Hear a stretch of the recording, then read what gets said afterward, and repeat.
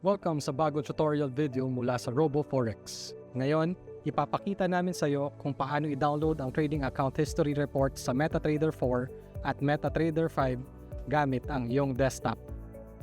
Step 1. Pagkatapos mag-login sa iyong members area, piliin ang account history page mula sa accounts section sa site. Step 2. Sagutan ang form sa account history page. Step 3. Ilagay ang from to date range ng report na gusto mong i-generate. Step 4. I-check ang show operations, all operations. Step 5. Piliin ang trading account number na gusto mong gawan ng report. Tandaan, maaari kang pumili ng maramihang accounts. Step 6. Piliin ang kinakailangang format, XLS or PDF. Step 7.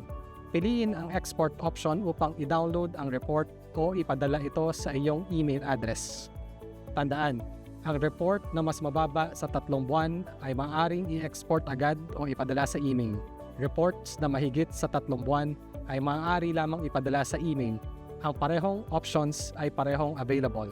Reports na may period na lagpas 3 months, pwede lang ipadala sa email. Ang account history report ay ipapadala sa iyong registered email na hinihiling mong format. Congratulations! Matagumpay mong na-generate ang iyong history report. Salamat sa pagpili sa RoboForex.